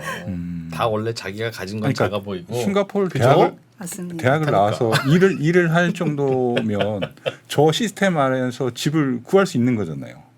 아, 이제 또 근데 제가 NUS 이제 싱가포르 국립대학에 있다 보니까 네. 그 친구들은 이제 싱가포르의 굉장히 엘리트 네, 네. 이제 상위 뭐 5% 뭐 이런 엘리트들이잖아요. 네. 근데 그 친구들 입장에서는 또 뭐 더 좋은 집에 살고 싶기도 하고 아. 여러 가지 뭐 그런. 근데 이제 그 겉으로는 이제 컴플레인 하지만 네. 자기들이 좋다는 건 알고 있어요. 원래 사람이 일단 한번 해보고 맞아요. 컴플레인 해보고 안 되면 그러니까. 말고 약간 이런 그렇잖아요. 거잖아요. 좀 그런 이 거죠. 프로도 맨날 입이 나와 있지만 사표 안 내고 맞습니다. 장 기자님도 맨날 뭐 그러면서도 꾸역꾸역 다니잖아요. 제가 언제 또 맨날 그랬습니까? 이게 좋은 거지 그러니까. 뭐 이 프로랑 뭐 지낼만 한 거지. 그죠? 네. 아 그렇구나. 저 우리 좀 갖고 올 만한 게 뭐가 있을까요? 그 우리 정책적으로 싱가포르에서 이런 거 하는데 이건 한국에도 도입하면 딱 좋을 것 같은데 하는 게 좀 눈에 띄는 게 있으세요? 저는 이제 한 가지 아까 제가 주거사다리를 이제 보여드렸는데 네. 보통 저희가 주거사다리를 생각하면 이제 올라가는 거를 주로 생각하죠. 네. 그리고 이제 제가 지금 여기 보여드리는 것도 공공주택에서 샌드위치용으로 갔다가 또 이제 민간으로 올라가는 건데 한번 내려가는 것도 생각해 보자라는 거예요. 그래서 이제 싱가포르의 이 정책 자체가 어떻게 생각하면 생애 주기를 생각해서 이게 만들어진 거예요. 예. 아까 연금도 제가 보여드렸고 뭐 그 어떻게 좀 출생률이나 이런 것과 연관을 시켜서 결혼을 좀 빨리 하게 위해서 청약을 아까 그 분양 받는 그런 것도 말씀드렸는데 결국은 이제 연세가 많이 들어서 제가 여기에 있는 거예요. 민간 자가주택 예. 아니면 이시에 있을 수도 있고 아니면 공공주택의 좀 큰 평수에 있는데 다 이제 결혼하고 뭐 둘만 남거나 한 명만 남았으면 이렇게 큰 주택을 깔고 있는 게 너무 부담스러울 수 있잖아요. 예. 그리고 또 현금이 또 있으면 좋겠고. 좋겠고. 예, 이제 그런 것들을 내려올 수 있는 거를 좀 생각해 보자라는 거거든요. 주거 사다리를 반대로. 반대로 예, 이제. 네. 근데 이제 그런 것들 중에 이제 싱가포르는 그래서 이제 내려오는 거에서 그냥 내려오라고 하면 안 내려오거든요, 사람들이. 돈을 줍니다. 한 5천만 원 정도 내려오면 돈을 주겠다. 아까 연금 계좌로 돈을 싸줍니다. 이제 그런 게 하나 있고 내려오는데 돈 5천만 원 받는다고 내려오는 건 아니거든요. 이렇게 좀 좋은 옵션들을 밑에다가 팔고. 많이 두면은 사람들이 그러면 이제 어르신들이 그 다운사이징을 안 하려고 하는 가장 큰 이유는 자기가 여기에서 뭐 10년 동안 살았는데 그 주택을 떠나서 낯선 곳으로 가가지고 제가 뭐 거기서 이런 것 때문에 안 하는데 사실 또 반대로 생각해 보면 한국의 그 유명한 실버타운들 있잖아요. 네네. 마곡, 뭐 네네. 건대 거기는 줄을 서서 못 들어가서 안달이잖아요. 그런 하시네. 실버타운은 그런 실버타운을 공공주택에서 저렴하게 공급을 한다. 그런 옵션들이 있으면 한번 고려해 볼 수도 있겠다. 물론 모든 싱가포르의 고령층들이 다 여기로 이동한다는 건 아닙니다. 아니지만, 하지만 일부의 계층들이 그래도 나는 여기에 이런 곳에서 사는 게 괜찮을 것 같아. 여기 같은 경우는 주택 가격이 1억도 안 됩니다. 처음 분양했을 때. 네, 네. 그리고 여기는 99년이 필요 없죠. 노인분들이니까 30년. 뭐 죽을 때까지만 살면 네, 뭐 그렇죠. 싸들고 갈 것도 아니고. 그 전에 뭐 5억짜리 집 팔아가지고 3, 4억 현금 유동화하고 하면서 네, 아까 4천만 원도 받고 뭐 4천 5천도 받고 정부한테. 그리고 이렇게 살기 좋은 커뮤니티 시설이 잘 돼 있는 그런 실버타운으로 갑니다. 이게 또 역세권이에요. 여기랑 바로 붙어 있어요. 아예. 도심에? 네. 그러니까 아주 도심은 아니지만 역세권이라는 거죠. 지하철역에 바로 붙어 있다는 거죠. 저기에는 청년 주택 지어야지라는 여론이 있었겠네요. 그런데 싱가포르 같은 경우는 일단은 고령층 주택을 굉장히 중요하게 생각하는 가장 큰 이유가 생각해 보세요. 이분들이 다운사이징을 해가지고 내놓는 집. 내놓으면 그렇지. 공급이 늘어나는 거죠. 예, 그렇죠. 이거를 순환으로 생각을 해야 됩니다. 이거를 제로섬 게임으로 생각을 하는 순간 저희가 그러면은 청년층 해줘, 고령층 해줘 이렇게 되거든요. 그렇겠죠. 그래서 제가 지난번에 그 싱가포르 국토부 장관님을 만날 기회가 있어서 예. 제가 여쭤봤어요. 한국에서 싱가포르 정책 굉장히 관심 많은데 싱가포르도 뭐 주택 정책 잘 돼 있다고 하는데 출생률 낮지 않냐 이런 얘기도 나오고 그렇다. 그랬더니 이제 굉장히 디플로매틱하게 장관님이시니까 말씀하시는 게 자기는 이거를 어느 한쪽 계층에 대한 그 주거 복지라고 생각하지 않고 결국은 공급을 늘려야 된다. 전반적으로. 이게 안 그러면 제로섬 게임이 되니까 네. 공급이 전체적으로 늘어나면 이게 모두에게 분산이 되는 효과가 있고 결국은 그게 이제 주택 정책의 기반이 돼야 된다라고 말씀하셨거든요. 저도 동의를 하는 편이고 그리고 이 리사이클링이 굉장히 중요하다.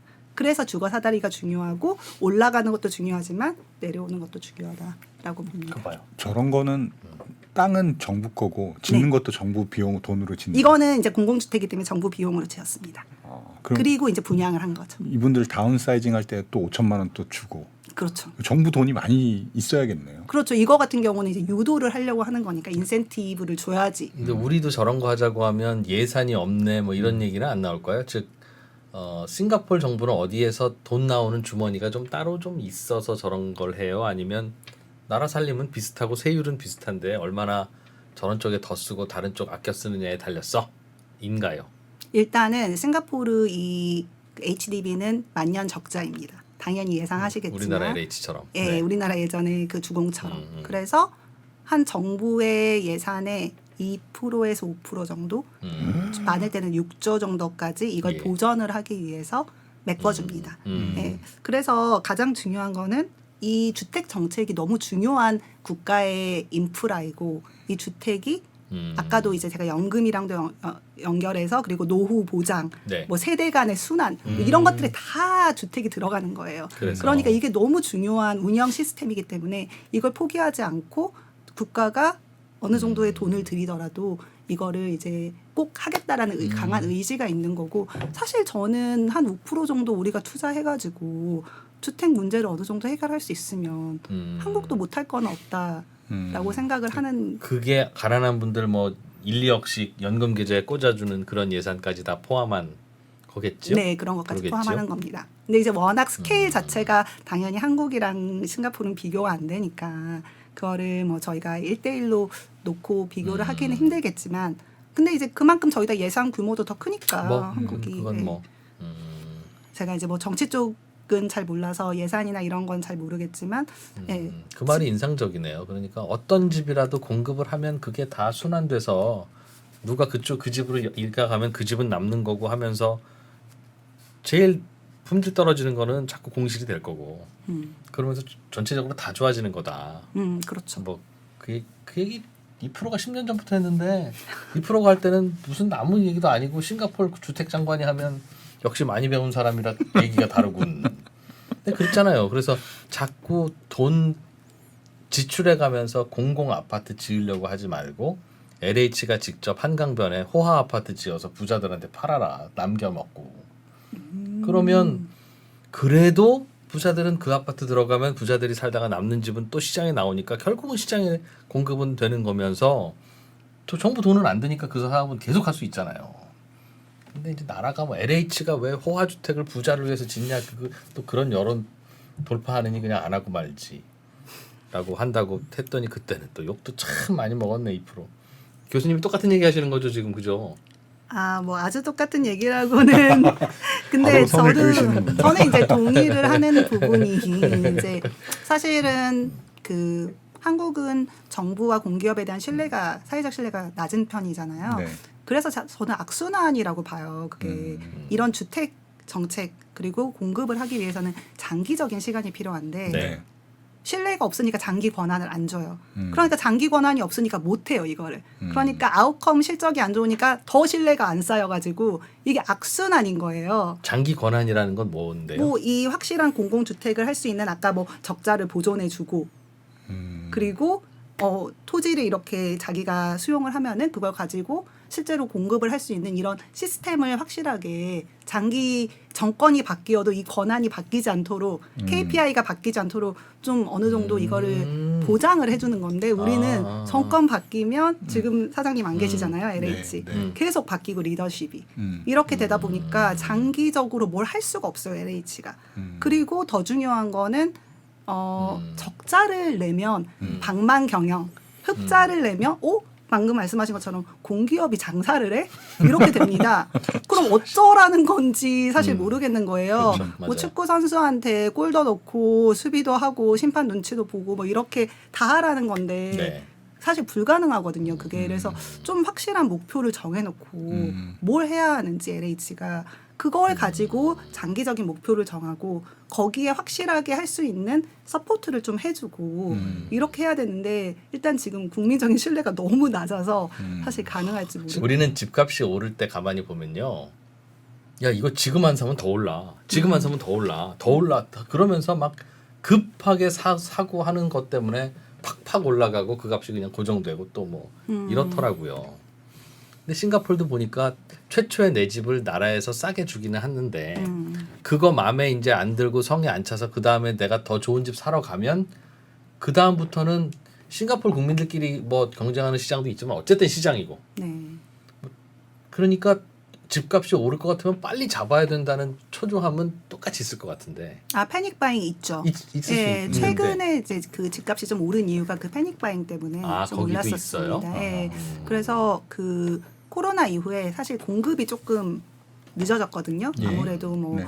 그 락다운도 있었고 이러다 보니까 그러니까 이제 공급 지연이 되고 뭐 또 결혼하려고 이미 준비했던 사람들도 있을 거 아니에요. 있구나. 집이 필요한 사람들이 그런 사람들이 좀 패닉 바잉을 하면서 집값이 좀 살짝 올라갔는데 정부가 바로 이제 나와가지고 우리 공급 엄청 늘리겠다. 근데 실제로 실행은 또 진짜 늘렸어요. 실제로. 그래서 이제 그게 조금 정부가 꾸준히 공급할 거야라고 하는 것에 대한 믿음과 확신이 있으니까 강한 메시지를. 그냥 참고 안 사고 기다리고 그러는군요. 네네네. 그럼 그 전에는 꾸준히 그런 낮은 집값이 유지된 거는 결국 굳이 비싸게 왜 사? 정부가 또 공급해 줄 텐데라고 하는 믿음이 깔려 있는 그게 그렇죠. 비결이네요. 그렇죠. 그건 굉장히 중요한 비결입니다. 그리고 우리는 그런 거 없는데. 없지 사실. 근데 그 싱가포르는 바탕에 국토가 이제 정부 소유니까 국토가 그게 정부 소유니까 정부가 안 할래야 안 할 이유가 없다. 그거 생각하겠네요. 정부가 뭐 하겠다고 착해서 하면. 성실해서가 아니라. 근데 사실 저희도 그 국유 토지를 늘릴 수 있는 충분한 많은 기회가 있었는데 다 날렸죠. 과거에 네, 저희 2기 신도시, 3기 신도시 생각을 해보면 예. 판교 땅만 해도 LH가 전부 다 수용을 해가지고 다 자기들이 가져놓고 아주 또 예쁘게 해서 나눠줬죠. 다 팔았죠. 네, 그거를 지금 갖고 있었더라면 얼마나 그러게. 토지가 많이 올랐겠습니까? 그래서 저는 사실 그 아까 LH가 좀 이걸 많이 시행을 해야 한다. 그것도 있지만 좀 국유지를 조금 우리가 갖고 있는 것도 같이 좀 고려를 해보는 게 좋겠다라는 생각이 들고요. 물론 싱가포르만큼 90% 이거는 불가능하죠. 지금 하지만 이 상황에서는. 어차피 신도시 개발할 때 땅을 강제 수용도 하는 나라니까 그럼요. 예. 그거 그냥 팔지 말고 계속 지금부터라도 나라가 좀 갖자. 좀 비축을 하는 게 어떻겠냐라는 저는 그런 생각을 개인적으로 갖고 있습니다. 그러면 한 번씩은 자기 집을 싸게 가질 수 있는 기회를 골고루 국민 90%한테 줄 수 있는 싱가포르처럼 그 비율이 늘어나겠다는 말씀이시죠. 아무래도 좀 늘어날 수 있고 사실 그 토지 비축을 하는 거는 공공주택을 공급하는 것뿐만 아니라 여러 가지 목적이 있습니다. 뭐 예를 들면 산업단지 같은 거를 우리가 획기적인 그런 산업단지를 민영 그 기업이 못 들어와서 하는 거를 정부 주도로 좀 개발을 해볼 수도 있는 거고요. 예. 그래서 이제 그런 것들은 제 생각에는 그걸 하려면 또 땅이 필요하니까. 필요하죠. 그렇죠. 예. 그래서 이제 여러 가지 역할을 할 수 있다라고 생각을 합니다. 산업단지 또 나라 땅으로 필요한 곳에 만들었다는 거죠. 오, 그렇죠. 싱가포르는 산업단지를 개발하는 공공 디벨로퍼가 있습니다. 그래서 그 공공 디벨로퍼가 스마트 시티가 뜰 것 같다라고 하면은 그걸 개발하고 스마트 매뉴팩처링이 뜰 것 같다. 그러면 또 그걸 개발해서 지금 이제 현대자동차도 거기 들어와 있죠. 네, 그래서 이런 이제 산업 단지 개발이 사실 경제 성장에 굉장히 중요한 원동력이 되기 때문에 그렇겠죠. 우리는 반대로 산업 단지가 이제 거의 다 공사들이 많이 하거든요. 그 네. 지역의 공사들이. 근데 다 팔아요. 똑같은 방식으로 다 팔고 일단은 가장 이제 문제가 되는 게 자기 잠식이 너무 심해요. 캐니벌라이제이션이라고 하는데 서로 경쟁하듯이 산업단지를 막 지어요. 특히 경남, 부산 그쪽으로 가면 공실이 너무 높아요. 그래가지고 지방자치단체가 자치제 하는 게 이제 부작용이죠, 그게. 네, 그래서 저는 사실 수도권도 마찬가지입니다. 뭐 인천 같은데 신도시 하는데 이번에 전부 또 산업단지를 다 넣는데 과연 수요가 있을까 싶어요. 근데 이거를 조금 그 중앙 어느 정도 레벨이 되는 높은 단위에서 좀 코디네이션이 필요하겠다라는 생각을 저는 많이 하고 있었어요. 그래. 우리는 지방자치제를 하기에는 조금 좀 너무 좁은 나라인 것 같아요. 그러면 무슨 얘기냐면 산업단지는 한두 곳이면 될 만한 집중적으로 모여 있어야 되고 그 정도면 될 만한 나라를 전국에 뭐 여러 지자체로 찢어놓고 지방자치제를 하다 보니까 저기도 있는데 왜 우리는 없어? 그러면 우리도 하나 만들어 하다 보면 이제 다 똑같은 거 만들어 놓고 유치도 안 되고 서로 그러고 있는 거죠. 좀 궁금한 게 싱가포르는 도시국가잖아요. 네. 사람들도 한 5, 600만 명 정도 사는 걸로 알고 있는데 610만입니다. 네. 땅이 좁진 않아요. 근데 인구 밀도로 보면은 네. 싱가포르랑 서울이랑 싱가포르이 조금 낮아요. 아, 그리고 그래요? 예, 그렇게 혼잡하다는 생각은 안 듭니다. 음. 한국이 서울이 훨씬 혼잡해요. 아 그래요. 예, 그러니까 서울은 막 저는 이제 가끔씩 오면 너무 사람이 많아서 약간 좀 네.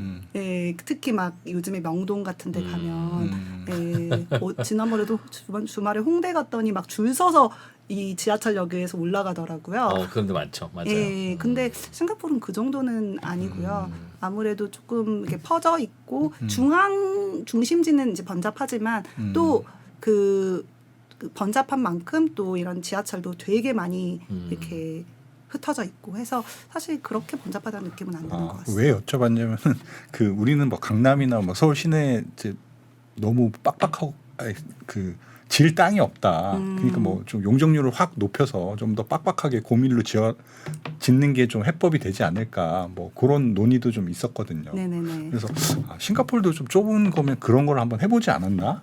고밀로 합니다. 제가 이제 또 네. 가져왔던 자료를 하나 또 보여드리면 이제 이게 싱가포르의 화이트 사이트라는 거거든요. 네. 근데 이제 이게 오른쪽에 있는 게 싱가포르의 마스터 플랜, 우리나라로 말하면 토지 이용 계획 조닝입니다. 네. 법정 계획이에요. 네. 근데 이제 지금 좀 작아서 안 보이는데 숫자가 다 써져 있거든요. 여기에. 네. 그 숫자가 용적률입니다.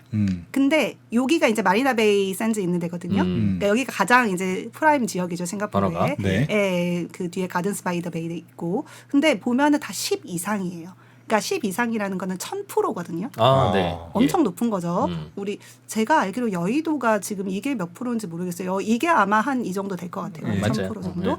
예, 그래서 여기를 이제 보시면 막 13도 있고 막 이렇습니다. 그래서 이제 화이트 사이트가 여기를 이제 고밀로 엄청나게 이제 개발. 원래 여기가 매립지예요. 그래서 이제 왼쪽 보시면 이게 매립해가지고 세트를 한 다음에 이제 화이트 사이트로 개발을 한 건데 지금 이렇게 됐잖아요. 네. 예, 실제로 그림을 그렸던 대로 그대로 이제 개발을 한 건데 싱가포르는 지금 여기서 저희가 보면은 엄청난 고밀이죠.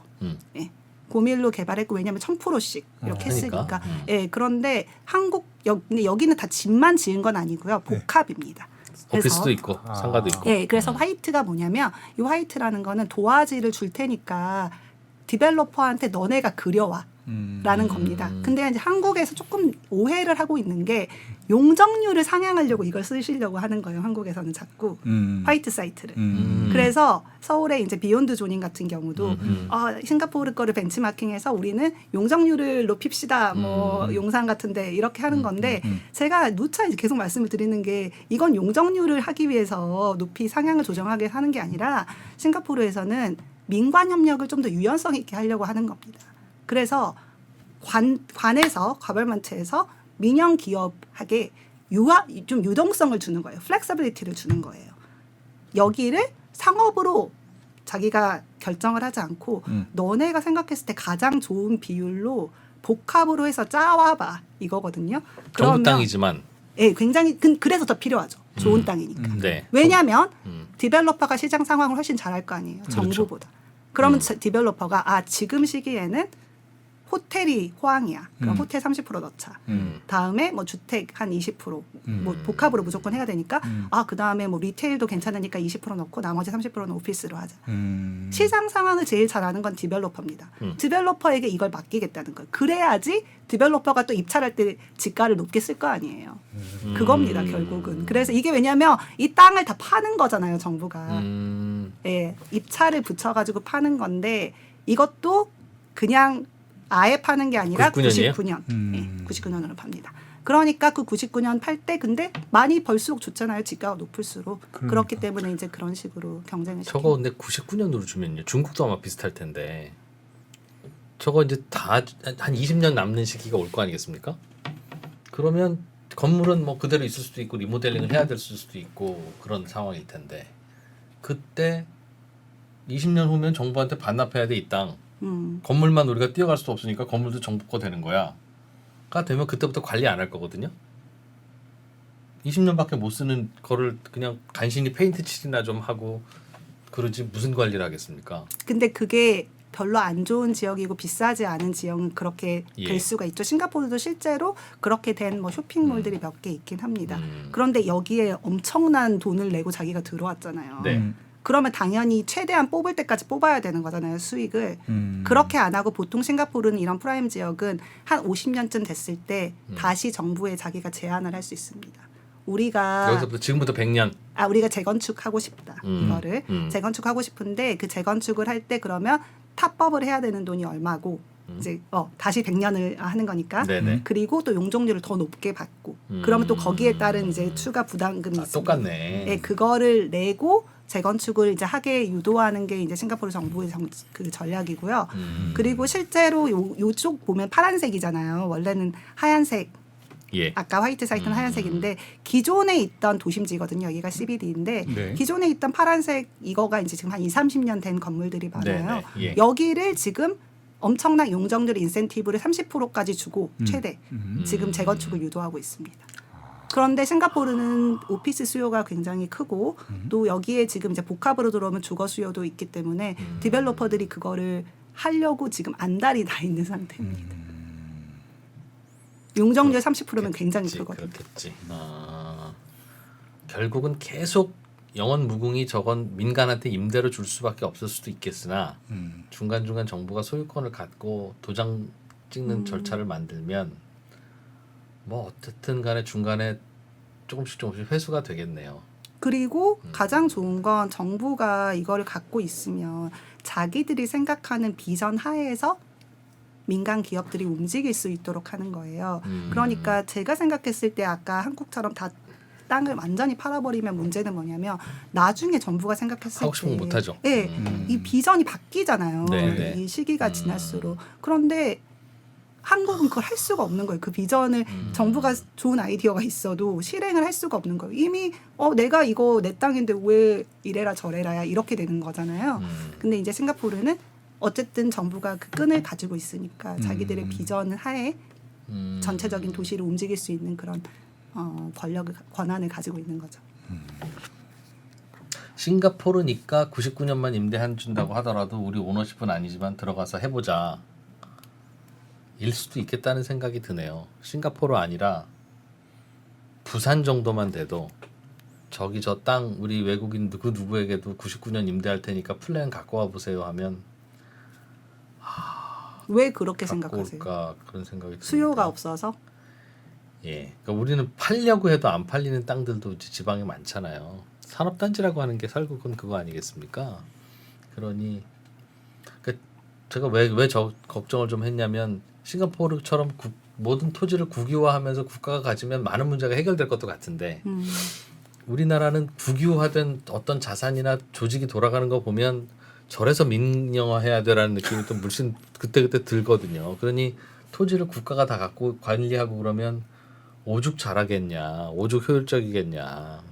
그래서 저거 쉽지 않겠다 싶은데 싱가포르는 우리가 갖고는 있고 절대 소유권은 내놓지 않고 있지만 민간들을 잘 이렇게 우리가 하니까 그냥 민간의 효율성과 국가가 소유권을 갖고 있는 것에 따른 공공성이 뭐 퍼펙트하게 시너지가. 버무려져서 이거 되더라. 니들도 해봐 되지. 이라고 얘기하는 것 같은데 진짜 저렇게 하면 또 공무원만 똑똑하면 되는 걸까? 아니면 싱가포르여야 되는 걸까? 아니면 공무원 똑똑하기가 진짜 더 어려운 거 아닐까? 뭐 이런 여러 가지 생각이 듭니다. 한 되면 가지 좋겠지만. 이제 제가 네. 말씀드리고 싶은 게 제가 그 조선일보 기자님께서 연락이 왔더라고요. 왜 한국은 마리나 베이 샌즈 같은 프로젝트를 못 할까라는 네. 질문을 저한테 물어보셨어요. 근데 제가 이제 질문을 드리고 싶은 건 디벨로퍼라고 네. 생각하시면 부동산 디벨로퍼, 한국 디벨로퍼가 아니라 뭐 해외 네네네. 잘 나가는 디벨로퍼예요. 네, 그렇죠. 뭐가 제일 싫으실 것 같아요? 디벨로퍼 입장에서 한국- 만약에 한국에 뭐 예를 들어서 사업을 고려를 한다면, 한국에서 해외 디벨로퍼가 고려를 할 때 뭐 북항이라든지 용산 사업을 고려한다 했을 때, 나 그 생각해 본 적이 없다. 부동산 개발하는 그 디벨로퍼들이 제일 싫어하는 거는 불확실성입니다. 예. 그러니까 땅은 싱가포르이 훨씬 비싸죠, 한국보다. 이런 특히 지금 마리나 베이 주는 것도 같은 아니고 경우. 겨우 임대면서. 네. 네. 그런데 싱가포르는 불확실성이 거의 없어요. 예를 들면 어떤 게 불확실성을 키우는 가장 거예요? 첫 번째는 우리는 아까 정권이 바뀔 때마다 왔다 갔다 수요가 너무 많이 왔다 갔다 하고 인허가 리스크가 너무 커요. 내가 이 땅을 탔다고 해도 인허가가 안 날 수가 있는 거예요, 한국은. 그럼 지금 임기일 때 사서 임기 때 인허가 끝내면 되잖아요. 뭐 그렇게 되는데 이제 그게 또 늘어질 늘어질 수 수 있다는 거죠. 있고 또 이제 그렇기 때문에 해외 디벨로퍼 입장에서는 한국에 들어오는 게 굉장히 조심스러운 그런 상황이거든요. 용산에 1차에 뭐 하기로 해놓고 또 정권 바뀌면 그렇죠. 용산을 다시 공원으로 만든다고 뭐 그럴 했다가 수도 임대주택 넣는다고 했다가 또 다시 오피스로 한다고 소송 했다가 걸리고 그러면 여기도 마찬가지잖아요. 엄청 오래 그렇죠. 끌었잖아요. 네, 네, 네. 그게 이제 디벨로퍼들이 제일 싫어하는 이제 그런 부분이기 때문에 근데 싱가포르는 그거를 조금 리스크를 낮췄다는 게 가장 큰 장점인 것 같고 그리고 이제 제가 생각을 했을 때는 아까 공무원도 말씀하셨지만 사실 저는 한국이 왜 못하지? 아까 물론 당연히 안 좋은 땅도 많지만 좋은 땅이 너무 그거 많거든요. 있어요. 네. 뭐 용산도 그렇고 북한도 뭐 그렇고 요거. 너무 좋은데 인천도 사실 그 재물포 르네상스 하시려고 하는 거기도 너무 좋은 땅이 많은데 제가 딱 만나서 얘기를 해보면 자신이 너무 없어요. 코레일 관계자들도 만나보고 추진하는 쪽에서 우리 땅이 팔릴까 이렇게 생각해요. 한국 그 공무원들의 마인드가. 외국 디벨로퍼들이 사갈까? 과연 이게 경쟁력이 있어? 경쟁력이 아. 있어요. 근데 일단 물어보지도 않고 안 될 거라고 생각해요. 그래서 국내 플레이어들하고만 상대를 해요. 그러니까 풀이 작으니까 유찰되고 없고. 그렇죠. 근데 싱가포르는 이걸 자기들이 직접 가서 엄청나게 홍보를 해요. 우리가 이런 땅이 있고 특히 마리나 베이 샌즈 할 때 같은 경우는 자기들이 직접 뭐 라스베가스 가고 뭐 깐느 가고 해서 정부 공무원들이 굉장히 비즈니스 마인드를 갖고 있습니다. 자기 땅을 홍보하고 같이 이제 머리를 맞대고 어떤 걸 해볼까라는 의논을 하고 그래서 저는 플레이어 풀이 너무 작다 한국의 부동산 마켓이 이런 부분도 사실은 조금 그게 좀 전에 저는 약간 시니컬하게 상공 싱가포르이 아니잖아요, 교수님. 근데 이렇게 표현을 드렸는데 교수님 보시기에는 그거 아니라 충분히 가능성 있는데 외국 디벨로퍼들한테 설득 못 하고 있는 거다. 네, 아예 뭐 그런 고려 자체를 잘 안 하시는 그 부분이 저는 안타깝다고 생각을 합니다. 그리고 이제 외국 그 디벨로퍼들이 들어오기에는 너무 불확실성이 크다라는 것도 당연히 있고 그러니까 우리가 그것들을 환경을 조성을 해줘야죠. 확실성을 좀 더 높이고 어떻게 하면 외국 투자자들과 디벨로퍼들이 우리 용산, 북한 그리고 좋은 땅들이 많은데 여기에 투자를 해서 과감하게 우리도 정말 랜드마크가 될 만한 그런 개발을 사업을 우리 돈 말고 해외 자본으로 해볼 수 있지 않을까라는 생각이 드는 거죠. 저들은 저기 오피스를 지으면 저 오피스 임차가 다 이제 차야 된다는 건 텐데 싱가포르는 계속 들어와 일 텐데 근데 원래 서플라이가 한국은- 디맨드를 유도할 수도 있잖아요. 물론 그렇습니다. 사실 한국은 여태까지 뭐 제가 지금 한국 부동산 시장에 아주 전문가는 아니지만 너무 아파트를 많이 지어서 지금 오피스가 부족한 상태거든요. 그리고 네, 공실률이 매우 낮죠. 여기도 지금 처음에 했을 때는 공실도 없다고 막 그랬는데 지금 맞아요. 공실도 너무 낮고 임대료 올랐죠 많이. 그래서 사실은 좀 장기 이것도 어쨌든 정부의 비전이 중요하거든요. 우리가 여의도를 그리고 용산을 뭐 북항을 광화문을 어떤 식으로 할 건지에 대한 비전을 보여주고 그 비전이 있어야지 또 해외 투자자도 유치를 할 수가 있어요. 정부가 아무런 생각이 별로 없고 잘 모르겠는데 어떻게 그걸 설득을 해서 해외 투자를 유치를 할 수가 있겠어요. 그렇구나.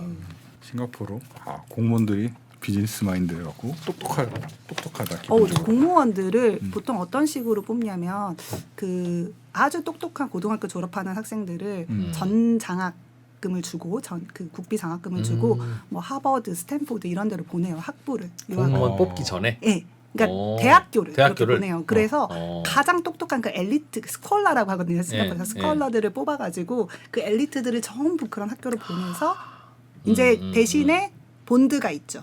돌아와서 정부를 위해서 일해야 돼요.